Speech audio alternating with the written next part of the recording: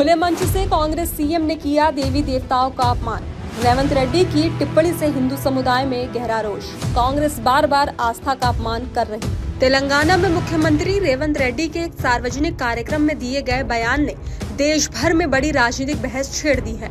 मंच पर बोलते हुए उन्होंने हिंदू धर्म में मौजूद देवी देवताओं की विविधता का उल्लेख एक ऐसे अंदाज में किया जिसे कई लोगों ने अपमानजनक माना। जब उनका वीडियो सोशल मीडिया पर फैल गया तो कई धार्मिक संगठनों और राजनीतिक दलों ने इस टिप्पणी को हिंदू आस्था का अनादर बताया और कड़ी प्रतिक्रिया दी। रेवंत रेड्डी ने संबोधन के दौरान कहा कि हिंदू धर्म में बहुत बड़ी संख्या में देवता माने जाते हैं और फिर उन्होंने अलग अलग सामाजिक समूहों द्वारा पूजे जाने वाले देवताओं के उदाहरण दिए। उनके यही वाक्य अब विवाद का कारण बन गए हैं।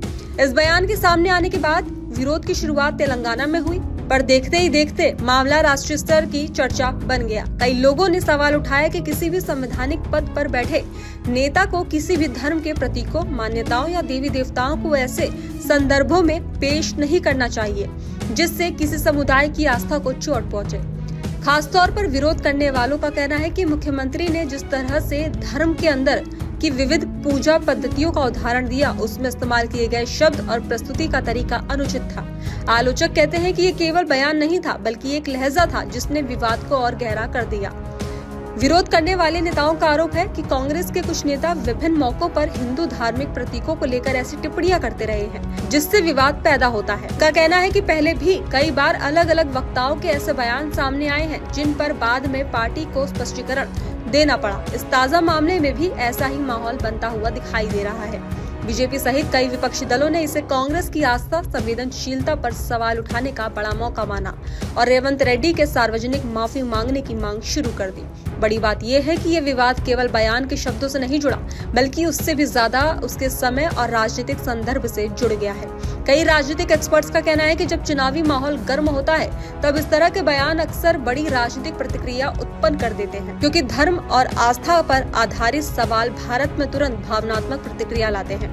इसलिए विपक्ष ने भी इसमें अपनी आवाज तेज कर दी। कुछ लोगों का कहना है कि समाज पहले ही मुद्दों पर अत्यधिक संवेदनशील है और ऐसे में नेताओं को अपनी भाषा और अभिव्यक्ति का और ज्यादा ध्यान रखना चाहिए ताकि अनावश्यक तनाव पैदा न हो। रेवंत रेड्डी के बयान पर सबसे तेज प्रतिक्रिया बीजेपी नेताओं की ओर से आई। केंद्रीय मंत्री बंदी संजय कुमार ने इस बयान की कड़ी निंदा की और कहा कि किसी भी राजनीतिक दल को बहुसंख्यक समुदाय की आस्था को लेकर मजाक या व्यंग करने का अधिकार नहीं है। उन्होंने ये भी दावा किया कि कांग्रेस का शीर्ष नेतृत्व अक्सर ऐसे बयानों पर सख्त कार्रवाई नहीं करता जिससे कार्यकर्ताओं या अन्य नेताओं को ये संदेश जाता है कि आस्था से जुड़े विषयों पर भी वे सहजता से टिप्पणी करते रह सके। इसी तरह बीजेपी के राज्य नेताओं ने भी कहा कि अगर इस बयान पर तुरंत माफी नहीं मांगी गई तो वे राज्यव्यापी विरोध प्रदर्शन करेंगे। कुछ अन्य राजनीतिक दल जैसे कि बीआरएस ने भी इस मुद्दे पर अपना विरोध दर्ज कराया। इन दलों का आरोप था कि मुख्यमंत्री की टिप्पणी अनावश्यक थी और इससे धार्मिक सौहार्द को चोट पहुंच सकती है। इन दलों ने कहा कि किसी भी नेता को धर्म से जुड़े विषयों पर बोलते समय ये ध्यान रखना चाहिए कि उनकी बात किसी समुदाय की भावनाओं को ठेस न पहुंचाए, खासकर तब जब वह राज्य के मुख्यमंत्री हो और उनसे संतुलित भाषा की उम्मीद की जाती है। तो वहीं राजनीति के जानकारों का ये भी कहना है कि ये घटना केवल एक बयान भर नहीं है बल्कि भारत में चल रही व्यापक राजनीति ध्रुवीकरण की एक कड़ी है।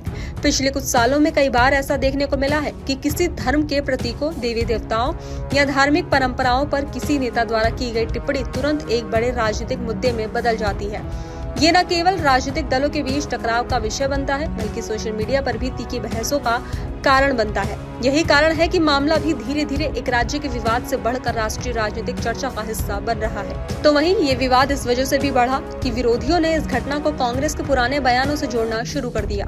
उन्होंने कहा कि पहले भी कांग्रेस नेताओं द्वारा कई अवसरों पर हिंदू धर्म, मंदिरों, धार्मिक प्रतीकों या आस्थाओं पर की गई टिप्पणियां विवाद का कारण बनी है। कुछ नेता यहाँ तक कहते दिखाई दिए कि बार बार ऐसी घटनाएं ये संकेत देती है कि पार्टी के अंदर आस्था से जुड़े मुद्दों पर संवेदनशीलता उतनी मजबूत नहीं है जितनी होनी चाहिए। इस ताजा बयान को भी उसी क्रम में देखा जा रहा है। हालांकि कांग्रेस की ओर से कुछ वक्ताओं ने सफाई देते हुए कहा कि रेवंत रेड्डी का मकसद किसी की भावनाओं को ठेस पहुंचाना नहीं था बल्कि उनका इरादा धार्मिक विविधता पर बात करने का था। लेकिन आलोचकों का मानना है कि संवेदनशील मुद्दों पर नेता अपने शब्दों का चयन बहुत सोच समझ कर करे ताकि किसी भी गलतफहमी की गुंजाइश न रहे। उनका कहना है कि अगर वक्ताओं की बातों से गलत संदेश जाता है तो वो सामाजिक और राजनीतिक दोनों स्तरों पर तनाव बढ़ा सकता है। तो वहीं वर्तमान माहौल को देखते हुए ये स्पष्ट है कि ये विवाद इतनी जल्दी शांत होने वाला नहीं है।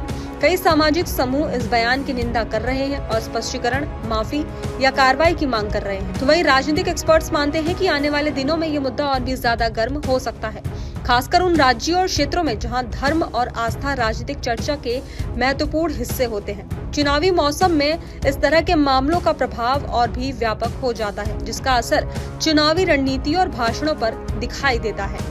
आखिरकार ये घटना भारत की राजनीति में चल रहे व्यापक विमर्श को एक बार फिर से याद दिलाती है। धर्म, आस्था और भावनाओं से जुड़े विषय बेहद गंभीर होते हैं और नेताओं की कोई छोटी सी टिप्पणी भी बड़ा विवाद खड़ा कर देती है। इस घटना ने भी वही किया।